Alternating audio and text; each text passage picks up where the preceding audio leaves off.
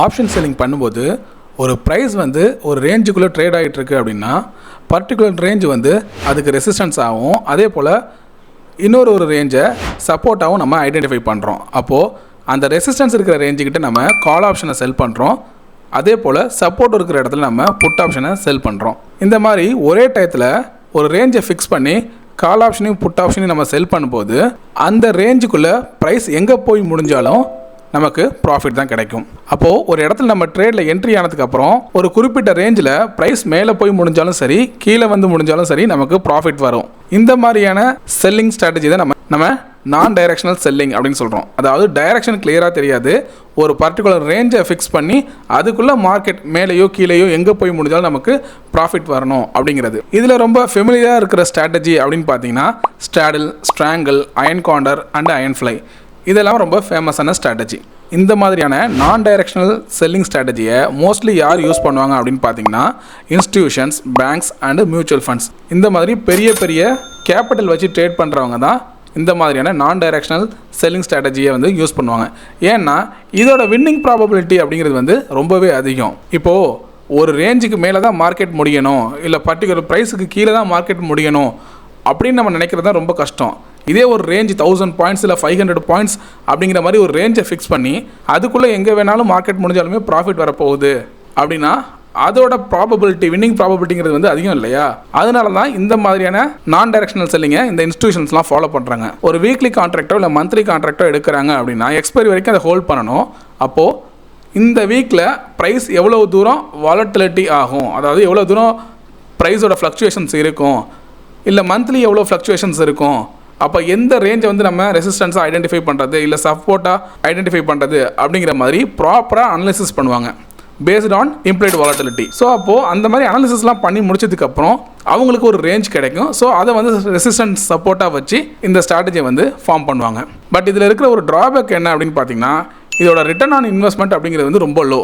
அதாவது return on capital, நீங்கள் போடுற கேபிட்டலுக்கு உங்களுக்கான ப்ராஃபிட் அப்படிங்கிறது பார்த்தீங்கன்னா ஒரு 3 to 4% அந்த மாதிரி தான் இருக்கும். இது இந்த மாதிரியான பெரிய பெரிய இன்ஸ்டிடியூஷன்ஸ்க்கெலாம் பார்த்தீங்கன்னா ஓகேவாக இருக்கும். ஏன்னா அவங்களாம் பல கோடி வச்சு ட்ரேட் பண்ணுவாங்க, அப்போது அவங்களுக்கு போதுமான ரிட்டர்ன்ஸாக இருக்கும். ஆனால் நம்மள மாதிரியான ரீட்டைல் ட்ரேடர்ஸ் இந்த மாதிரியான நான் டைரக்ஷன் செல்லிங் பண்ணுறோம் அப்படிங்கிறப்போ பர் மந்த்துக்கோ இல்லை ஒரு சில வாரத்தில் பார்த்தீங்கன்னா 2 to 3% இல்லை 1 to 2% இந்த மாதிரி பண்ணுறோம் அப்படின்னா நம்மளோட கேபிட்டலுக்கு அது வந்து பெரிய ரிட்டர்ன்ஸாக இருக்காது. இப்போ ஒரு எக்ஸாம்பிளுக்கு நீங்களே 5 lakhs வச்சுருக்கீங்க அப்படின்னா மந்த்லி 4% ரிட்டர்ன் அப்படிங்கிறப்போ ஒரு 20,000 தான் உங்களுக்கு ப்ராஃபிட் கிடைக்கும். யோசிச்சு பாருங்கள், 5 lakhs வச்சுக்கிட்டு 20,000 மட்டும் நான் ப்ராஃபிட் பண்ணால் போதும் அப்படின்னு ஏதாவது ஒரு ரீட்டைல் ட்ரேடர் நினைப்பாங்களா? மாட்டாங்க இல்லையா? ஸோ ஓரளவு பெட்டரான ப்ராஃபிட் வந்து எக்ஸ்பெக்ட் பண்ணுவாங்க. அப்படி இருக்கிறப்போ அவங்க இந்த நான் டைரக்ஷனல் செல்லிங் அப்படிங்கிறது வந்து பெருசாக ஒர்க் அவுட் ஆகாது. டைரக்ஷன் பேஸ்டு செல்லிங் பண்ணால் தான் ஒரு பெட்டரான ரிட்டர்ன்ஸை வந்து அவங்களால எதிர்பார்க்க முடியும். இந்த டைரக்ஷன் பேஸ்டு செல்லிங்கில் முக்கியமாக நம்ம பார்க்க வேண்டியது ரிஸ்க்கை வந்து மேனேஜ் பண்ணுறது, இல்லைனா ரிஸ்க்கை கண்ட்ரோல் பண்ணுறது. அது not only directional based selling, நார்மலாக நீங்கள் ஒரு ட்ரேட் பண்ணுறீங்க அப்படின்னா உங்களோட ரிட்டர்னை ஃபோக்கஸ் பண்ணுறதை விட உங்களோட ரிஸ்க்கை நீங்கள் வந்து ஃபோக்கஸ் பண்ணணும். ஏன்னா ஒரு ட்ரேட் நம்ம எடுக்கிறோம் அப்படின்னா அது எவ்வளவு ரிஸ்க் இருக்குது அப்படிங்கிறத ஐடென்டிஃபை பண்ணிவிட்டு அதுக்கப்புறம் தான் அந்த ட்ரேடில் வந்து என்ட்ரி ஆகணும். ஸோ இந்த மாதிரியான டைரக்ஷன் பேஸ்டு செல்லிங்கில் 2 types நம்ம ரிஸ்க்கை வந்து கண்ட்ரோல் பண்ணலாம். ஒன்று வந்து பார்த்தீங்கன்னா ஸ்டாப் லாஸ் போடலாம். இப்போ ஸ்டாப் லாஸ்னால் உங்களுக்கு ஆல்ரெடி தெரியும் இல்லையா? ஒரு ஃபிக்ஸ்டு ப்ரைஸ் ரேஞ்சை வச்சுக்கிட்டு அதுக்கு கீழே மார்க்கெட் போச்சு அப்படின்னா நம்ம அதுலேருந்து வெளியில் வராது. இல்லைனா இன்னொன்று என்ன பண்ணலாம், ஹெட்ஜிங் பண்ணலாம். அதாவது ஹெட்ஜிங்னா நீங்கள் ஒரு செல்லிங் எடுக்கிறீங்க, இப்போ கால் ஆப்ஷனில் ஒன்று செல் பண்ணுறீங்க அப்படின்னா அதை விட கம்மியான ஒரு ப்ரீமியமில் கால் ஆப்ஷனை வந்து பை பண்ணிக்கிறது ஆப்போசிட்டாக. ஸோ இதுக்கு பேர் பார்த்தீங்கன்னா ஹெட்ஜிங். இந்த 2 முறையில் பார்த்தீங்கன்னா நீங்கள் உங்களோட ட்ரேடிங்கில் ரிஸ்க்கை வந்து கண்ட்ரோல் பண்ண முடியும். இப்போது இந்த ஸ்டாப் லாஸ் போடுறதுக்கும் ஹெட்ஜிங் பண்ணுறதுக்கும் இருக்கிற டிஃப்ரென்ஸை வந்து நம்ம பார்ப்போம். இப்போ ஃபஸ்ட்டு அதோட டைப் அப்படின்னு பார்த்தோன்னா ஸ்டாப் லாஸ் போட்டு நீங்கள் ட்ரேட் பண்ணுறப்போ நீங்கள் உங்களோட ரிஸ்க்கை உங்கள் எக்ஸிட்டை பேஸ் பண்ணி தான் வந்து கண்ட்ரோல் பண்ணுற மாதிரி இருக்கும். ஆனால் ஹெட்ஜிங்கில் பார்த்தீங்கன்னா உங்களோட ரிஸ்க் அப்படிங்கிறது வந்து பொசிஷன் பேஸ்டாக இருக்கும்.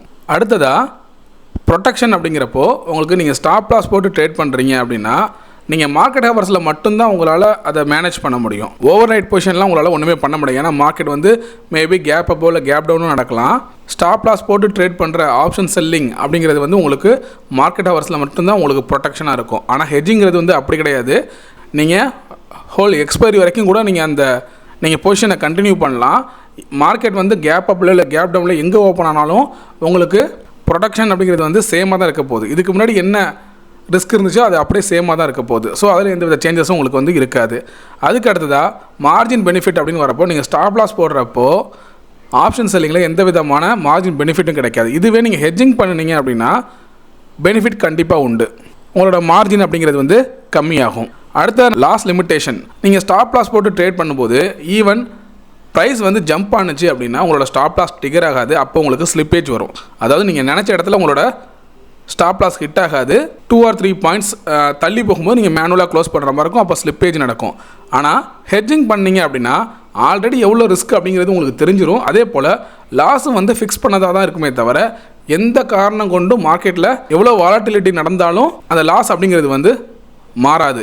ஃபிக்ஸ்டாக அப்படியே தான் இருக்கும். அடுத்ததாக ப்ராஃபிட் பொட்டன்ஷியல் அப்படிங்கிறது நீங்கள் ஸ்டாப் லாஸ் போட்டு ட்ரேட் பண்ணுறப்போ உங்களோட ஸ்டாப் லாஸ் 10 பாயிண்ட் அப்படின்னா ஒரு 20 பாயிண்ட் ஒரு டார்கெட்டு, இல்லைனா ஒரு 30 பாயிண்ட் டார்கெட், 1:2, 1:3, 1:4 அந்த மாதிரி வைப்பீங்க. அப்போ உங்களோட ப்ராஃபிட் அப்படிங்கிறது வந்து பார்த்தீங்கன்னா அதிகமாக இருக்கிறதுக்கு சான்சஸ் இருக்குது. ஆனால் ஹெட்ஜிங்கில் என்னவாக இருக்கும் அப்படின்னு பார்த்தீங்கன்னா கொஞ்சம் கம்மியாக தான் இருக்கும். மோஸ்ட்லி நீங்கள் ஹெட்ஜிங் பண்ணுறப்போ மேக்ஸிமம் 1:1.5 தான் வைக்க முடியும். அதுக்கு மேலே உங்களால் ரிஸ்க் ரிவார்டு பெரிய அளவில் வைக்க முடியாது. அப்போ அந்தளவுக்கு பெரிய ப்ராஃபிட்டை வந்து ஹெட்ஜிங்கில் எதிர்பார்க்க முடியாது. லிமிட்டடாக தான் இருக்கும், இல்லைனா கொஞ்சம் கம்மியாக தான் இருக்கும் உங்களுக்கு ப்ராஃபிட் அப்படிங்கிறது. ஃபைனலாக எக்ஸிக்யூஷன் அப்படின்னு வரப்போ நீங்கள் ஸ்டாப் லாஸ் போட்டு ட்ரேட் பண்ணும்போது நீங்கள் அந்த ட்ரேடை வாட்ச் பண்ணிக்கிட்டே இருக்கிற மாதிரி இருக்கும். அப்படி இல்லைனா நீங்கள் ஆல்கோ யூஸ் பண்ணுற மாதிரி இருக்கும். ஏன்னா நம்ம ஆல்ரெடி சொன்ன மாதிரி மார்க்கெட் நம்மளோட அந்த ஸ்டாப் லாஸ் ஹிட் ஆகாமல் ஜம்ப் ஆகிடுச்சு ப்ரைஸ் அப்படின்னா நீங்கள் மேனுவலாக க்ளோஸ் பண்ணால் தான் உங்களுக்கு அந்த லாஸுங்கிறது வந்து லிமிட் ஆகும். சப்போஸ் நீங்கள் பார்க்கல உங்களோட ஸ்டாப் லாஸ் ஹிட் ஆகாமல் ப்ரைஸ் ஜம்ப் ஆகிடுச்சு அப்படின்னா பெரிய லாஸை ஃபேஸ் பண்ணுற மாதிரி இருக்கும். அப்போது நீங்கள் அந்த ட்ரேடை வந்து கவனிச்சுக்கிட்டே இருக்கிற மாதிரி இருக்கும், மானிட்டர் பண்ணிக்கிட்டே இருக்கிற மாதிரி இருக்கும். ஆனால் ஹெட்ஜிங்கில் வந்து அப்படி கிடையாது. நீங்கள் ஒரே ஒரு வாட்டி என்ட்ராக போகிறீங்க, அதுக்கப்புறம் அதை பார்க்கணும் கூட பெரிய அவசியம் இல்லை. ஒன்று உங்களுக்கு அகென்ஸ்டாக போனால் லிமிட்டட் லாஸு, ஃபேவராக போனால் லிமிட்டட் ப்ராஃபிட், அதோட முடிஞ்சிடும். ஃபைனலாக முக்கியமான ஒரு விஷயம், மார்க்கெட் வந்து ரொம்ப வாலட்டைலாக இருக்குது அப்படின்னா அந்த டயத்தில் ஸ்டாப் லாஸ் போட்டு ட்ரேட் பண்ணுறதை நம்ம அவாய்ட் பண்ணணும். ஏன்னா ப்ரைஸோட ஃப்ளக்சுவேஷன் ரொம்ப அதிகமாக இருக்கும். அந்த டயத்தில் நீங்கள் எத்தனை பாயிண்ட் ஸ்டாப் லாஸ் போட்டாலும் உங்களுக்கு உங்களோட ஸ்டாப் லாஸ் ட்ரிகர் ஆகிட்டு அதுக்கப்புறம் தான் மார்க்கெட் வந்து மூவ்மெண்ட் கொடுக்கும். அந்த மாதிரியான டைமில் ஸ்டாப் லாஸ் போடுறதை அவாய்ட் பண்ணிவிட்டு அதுக்கு பதிலாக ஹெட்ஜிங் பண்ணலாம். அது வந்து ஒரு சரியான முடிவாக இருக்கும். ஃபஸ்ட்டு டைரக்ஷன் பேஸ் பண்ணி எப்படி ஆப்ஷன் செல்லிங் பண்ணலாம் வித் ஸ்டாப் லாஸ் யூஸ் பண்ணி அப்படிங்கிறத பார்க்கலாம். இப்போ மார்க்கெட் பார்த்தீங்கன்னா 24,600 கிட்ட இருக்குது ஸ்பாட்டு. நான் என்ன பண்ணுறேன் அப்படின்னா மார்க்கெட் ஃபால் ஆகும் அப்படிங்கிற மாதிரி எனக்கு ஒரு ப்ரெடிக்ஷன் இருக்குது. ஸோ அதனால் நான் என்ன பண்ண போகிறேன், 24,600 கால் ஆப்ஷனை செல் பண்ண போகிறேன்.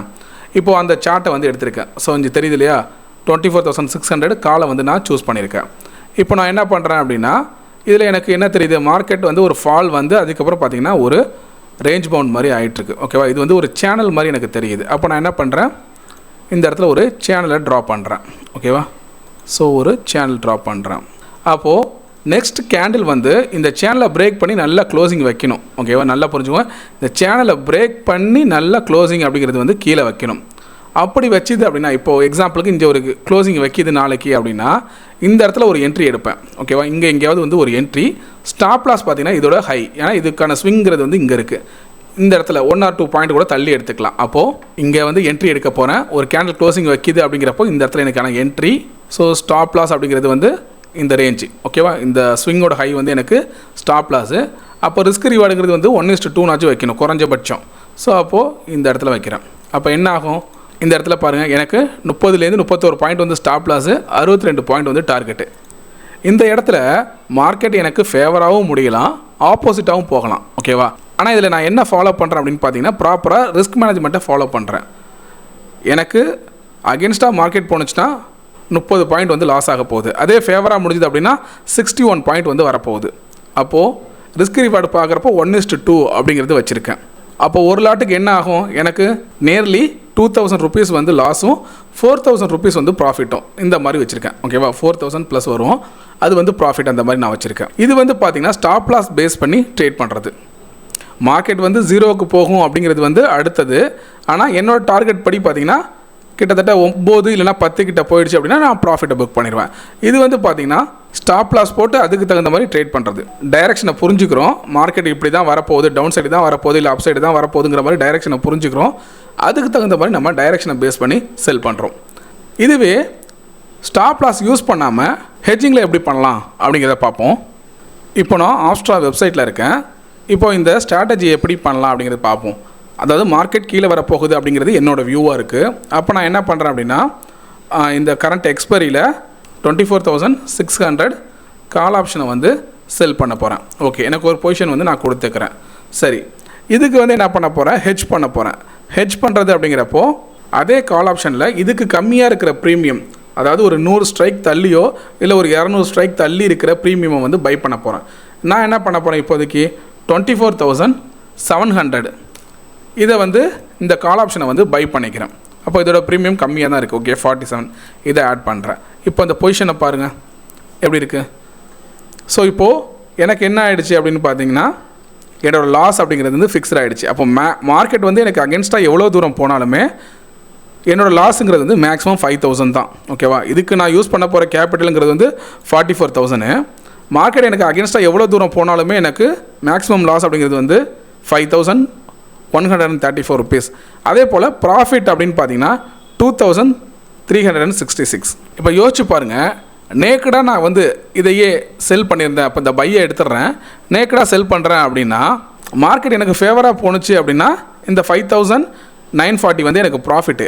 ஆனால் எனக்கு அகென்ஸ்டாக போணுச்சுன்னா என்ன ஆகும், போக போக போக எனக்கு லாஸ் பெருசாக இருக்கும். அப்போது அன்டிஃபைன்டு லாஸ். அதே போல் எனக்கு எவ்வளோ மார்ஜின் தேவைப்படுது பாருங்கள், 2 lakhs கிட்ட தேவைப்படுது. ஓகேவா, ஒன்று மார்ஜின் அதிகமாக தேவைப்படுது. நான் வந்து நேக்கடாக செல் பண்ணுறேன், வித் ஸ்டாப் லாஸ் போட்டு ட்ரேட் பண்ணுறேன் அப்படின்னா எனக்கு அதிகமான மார்ஜின் தேவைப்படும். அதே போல் என்னோடய ஸ்டாப் லாஸ், இப்போ நான் இதுக்கு முன்னாடி சொன்ன மாதிரி ஸ்டாப் லாஸ் போட்டு ட்ரேட் பண்ணுறப்போ ஸ்டாப் லாஸ் ஹிட் ஆனால் ஓகே, அப்படி இல்லைனா நம்ம மார்க்கெட்டை பார்த்துக்கிட்டே இருக்கணும். ப்ரைஸ் ஜம்ப் ஆகிடுச்சு அப்படின்னா மேனுவலாக க்ளோஸ் பண்ணுற மாதிரி இருக்கும். இப்போ ரெண்டுமே இல்லாத பட்சத்தில் யோசிச்சு பாருங்கள், நீங்கள் என்ன பண்ணுறீங்க, ஸ்டாப் லாஸ் போட்டுட்டோம் அப்படிங்கிற ஒரு நம்பிக்கையில் மார்க்கெட்டை வாட்ச் பண்ணல. சப்போஸ் ப்ரைஸ் ஜம்ப் ஆகுது, ஜம்ப் ஆகிட்டு உங்கள் ஸ்டாப் லாஸே ட்ரிகர் ஆகலைன்னா உங்களுக்கு ஆப்போசிட்டாக மார்க்கெட் மேலே போணுச்சுன்னா அந்த லாஸுங்கிறது வந்து அன்லிமிட்டட். எவ்வளோ போகுது பாருங்கள், மேக்ஸிமம் எவ்வளோ வேணாலும் போகலாம். 10,000, 20,000, 30,000 இந்த மாதிரி மார்க்கெட் எவ்வளோ தூரம் உங்களுக்கு அகென்ஸ்டாக போகுதோ அவ்வளோ தூரம் உங்களுக்கு லாஸ் வரும். ஸோ அதுதான் இங்கே வந்து அன்டிஃபைன்டு அப்படின்னு சொல்லியிருக்காங்க. அப்போது நம்ம இந்த சேஃபாக நம்ம அதுக்கு ஹெட்ஜ் பண்ணிட்டோம் அப்படின்னா என்ன ஆகும், ப்ராஃபிட் வந்து லிமிட்டடு, அதே போல் லாஸும் லிமிட்டடு தான். மார்க்கெட் எவ்வளோ அகென்ஸ்டாக போனாலும் நமக்கு லிமிட்டட் லாஸ் தான். நான் ஆல்ரெடி சொன்ன மாதிரி ரிஸ்க் ரிவார்டு அப்படிங்கிறது வந்து கம்மியாக இருக்குது பாருங்கள். நம்ம இதுக்கு முன்னாடி என்ன பார்த்தோம், ஸ்டாப் லாஸ் யூஸ் பண்ணி ட்ரேட் பண்ணுறப்போ 1:2 வந்து ரிஸ்க் ரிவார்டு வச்சோம். 30 point stop loss, 60 point target. அப்போது ப்ராஃபிட்டில் வச்சு பார்க்குறப்போ என்ன ஆகுது அப்படின்னா 4,000 ருபீஸ் ப்ராஃபிட்டும் 2,000 ருபீஸ் வந்து லாஸும் இருக்கும். ஆனால் இங்கே பாருங்கள் அப்படியே ஆப்போசிட்டாக இருக்குது. 2,000 ருபீஸ் ப்ராஃபிட்டும் 5,000 ருபீஸ் வந்து லாஸும் இருக்குது. ஏன்னா ரிஸ்க் ரிவார்ட் ரேஷியோ வந்து இந்த மாதிரி தான் இருக்கும். நம்ம ஆல்ரெடி சொன்னோம் இல்லையா, ஹெட்ஜிங் பண்ணுறப்போ லிமிட்டடான ப்ராஃபிட் தான் கிடைக்கும். அதுவும் எப்படி இருக்கும் அப்படின்னா லோ லெவலில் தான் ப்ராஃபிட் இருக்கும் அப்படிங்கிறத பார்த்தோம். நம்ம அந்த கம்பேரிசன் பார்த்தோம் இல்லையா, ஸ்டாப் லாஸ்க்கும் ஹெட்ஜிங்க்கும் இருக்கிற டிஃப்ரென்ஸ் அப்படின்னு. அதில் வந்து நம்ம கிளியராக சொல்லியிருந்தோம் இல்லையா. அதுபோல் ஆர்ஆர் ரேஷியோ வந்து உங்களுக்கு ஹெட்ஜிங்கில் ரொம்ப கம்மியாக தான் இருக்கும். உங்களால் பெட்டரான ஒரு ரிஸ்க் ரிவார்டை எடுக்க முடியாது. ஆனால் வின்னிங் ப்ராபபிலிட்டி உங்களுக்கு அதிகமாக இருக்கும். இதில் வந்து 52%, 60%, ஈவன் 70 கூட கிடைக்கும். அப்படி போக போக என்ன ஆகுனா உங்களுக்கு ரிஸ்க் ரிவார்ட் ரேஷியோ வந்து சேஞ்ச் ஆகும். எவ்வளோக்கு எவ்வளோ ப்ராபபிலிட்டி ஆஃப் ப்ராஃபிட் இன்க்ரீஸ் ஆகுதோ அவ்வளோக்கு அவ்வளோ ரிஸ்க் ரிவார்டு வந்து உங்களுக்கு கம்மியாகும். ஓகேவா, இது ரெண்டுமே பார்த்தீங்கன்னா ஒன்றுக்கு ஒன்று முரணாக இருக்கும், அதாவது ஆப்போசிட்டாக இருக்கும். ப்ராபபிலிட்டி ஆஃப் ப்ராஃபிட் கம்மியானுச்சு அப்படின்னா உங்களுக்கு ரிஸ்க் ரிவார்ட் ரேஷியோ கூட போகும். இதுவே இது வந்து கூட போணுச்சு அப்படின்னா ரிஸ்க் ரிவார்டு கம்மியாகும். ஸோ ஒன்று ஆப்போசிட் மாதிரி இருக்கும். அப்படி தான் சிஸ்டமே இருக்குது. நம்ம ரெண்டுமே பெட்டராக இருக்கும். எனக்கு வின்னிங் ப்ராபபிலிட்டியும் அதிகமாக இருக்கணும், ரிஸ்க் ரிவார்ட் ரேஷியோவும் அதிகமாக இருக்கணும். அப்படி ஒரு செட்டப்பை வந்து கிரியேட் பண்ண முடியாது இந்த மாதிரி ஹெட்ஜிங்கில். இப்போ இதுலேயே நீங்கள் அட் த மணியை செல் பண்ணுறதுக்கு பதிலாக இந்த மணி கிட்ட போனீங்க அப்படின்னா உங்களுக்கு ரிஸ்க் ரிவார்டு வந்து சேஞ்ச் ஆகும். ஆனால் அதே சமயம் ப்ராபபிலிட்டி ஆஃப் ப்ராஃபிட் வந்து சேஞ்ச் ஆகும். இப்போ அதை காமிக்கிறேன் பாருங்கள். ஸோ இப்போது இந்த எக்ஸாம்பிளில் பாருங்கள், இதில் என்ன பண்ணியிருக்கோம், 24,500 காலை செல் பண்ணியிருக்கோம், 24,600 காலை வந்து பை பண்ணியிருக்கோம். அப்போ என்ன இருக்குது அப்படின்னா இந்த மணிக்கிட்ட நம்ம எடுத்திருக்கோம். ஸோ அப்போது இந்த இடத்துல பாருங்களேன், நமக்கு வின்னிங் ப்ராபபிலிட்டி, அதாவது ப்ராபபிலிட்டி ஆஃப் ப்ராஃபிட் அப்படிங்கிறது வந்து குறைஞ்சிருச்சு. முன்னாடி என்ன இருந்துச்சு, நம்ம அட் த மணியில் செல் பண்ணப்போ 52% வின்னிங் ப்ராபபிலிட்டி இருந்துச்சு. ஆனால் 1:0.46 தான் இருந்துச்சு ரிஸ்க் ரிவார்டு. இதில் பார்த்தீங்கன்னா வின்னிங் ப்ராபபிலிட்டி குறைஞ்சிருச்சு, ப்ராபபிலிட்டி ஆஃப் ப்ராஃபிட் அப்படிங்கிறது குறைஞ்சிருச்சு, 43% தான் இருக்குது. ஆனால் ரிஸ்க் ரிவார்டு பாருங்கள் 1:1.62 இருக்குது. அதாவது ப்ராஃபிட் வந்தால் 4,642 வந்து ப்ராஃபிட் வருது, லாஸ் வந்தால் -2,858 தான். ஓகேவா, அப்போ லாஸை விட நமக்கு ப்ராஃபிட் கூட இருக்குது. ஆனால் என்ன, வின்னிங் ப்ராபபிலிட்டி, அதாவது probability of profit, success rate வந்து கம்மியாகுது. ஓகேவா? இப்போ நீங்கள் இதை தான் புரிஞ்சுக்கணும். சக்ஸஸ் ரேட் கம்மியானுச்சுன்னா ரிஸ்க் ரிவார்டு அதிகமாகும். சக்ஸஸ் ரேட் வந்து அதிகமானுச்சு அப்படின்னா ரிஸ்க் ரிவார்டு வந்து குறையும். ஓகேவா? ஸோ இந்த கிளாரிட்டி மட்டும் நீங்கள் புரிஞ்சுக்கோங்க. அதிகமான ப்ராஃபிட் வேணும் அப்படின்னு நினச்சி கொஞ்சம் அடுத்த இந்த மணியில் வந்து நீங்கள் செல் பண்ணணும். எப்படி இந்த இடத்துல நம்ம 24,600 காலை வந்து செல் பண்ணோமோ, ஏன்னா 24,600 காலுக்கு கீழே, அதாவது 24,600க்கு கீழே தான் மார்க்கெட் முடியும் அப்படிங்கிற மாதிரி நம்ம இங்கே என்ட்ரி போட்டிருக்கோம். அப்படிங்கிறப்ப நமக்கு பிரேக் ஈவன் பாருங்கள் 24,631 வரைக்கும் மார்க்கெட் போனாலும் நமக்கு ப்ராஃபிட்டாக இருக்கும். அதை தாண்டி போனால் மட்டும்தான் நமக்கு லாஸ் வரும். ஆனால் இந்த இடத்துல 24,500 காலை செல் பண்ணதுனால மார்க்கெட்டு 24,600 கீழேயே வந்து 24,580 கிட்டலாம் முடிஞ்சாலுமே நமக்கு லாஸ் வரும். அப்போ பிரேக் ஈவன் எங்கே இருக்குது? 24,561. எதுக்காக இந்த இடத்துல இருக்குது அப்படின்னா நம்ம செல் பண்ணது 24,500 காலை. சரியா? அதாவது கொஞ்சம் அடுத்த மணிலேருந்து இந்த மணியில் போய் செல் பண்ணியிருக்கோம். அப்போ ரேஞ்ச் வந்து கொஞ்சம் தள்ளி போயிருக்கு. அதனால தான் உங்களுக்கு ப்ராஃபிட் அதிகமாக கிடைக்குது, அதே சமயம் சக்ஸஸ் ரேட் வந்து கம்மியாக இருக்குது. ஓகேவா? ஸோ இந்த டிஃபரன்ஸை புரிஞ்சுக்கிட்டிங்கன்னா மார்க்கெட்டோட மூவ்மெண்ட்டை பொறுத்து ப்ராஃபிட் கொஞ்சம் அதிகமாக எடுக்கலாமா இல்லை நார்மல் ப்ராஃபிட் போதுமா அப்படிங்கிறத நீங்கள் டிசைட் பண்ணிக்க முடியும். ஸோ இந்த வீடியோவில் ஏதாவது உங்களுக்கு சந்தேகம் இருந்துச்சு அப்படின்னா எனக்கு கமெண்ட் செக்ஷனில் சொல்லுங்கள். இந்த வீடியோ உங்களுக்கு பிடிச்சிருந்துச்சுன்னா லைக் பண்ணுங்கள், உங்கள் ஃப்ரெண்ட்ஸ்க்கும் ஷேர் பண்ணுங்கள். தேங்க்யூ.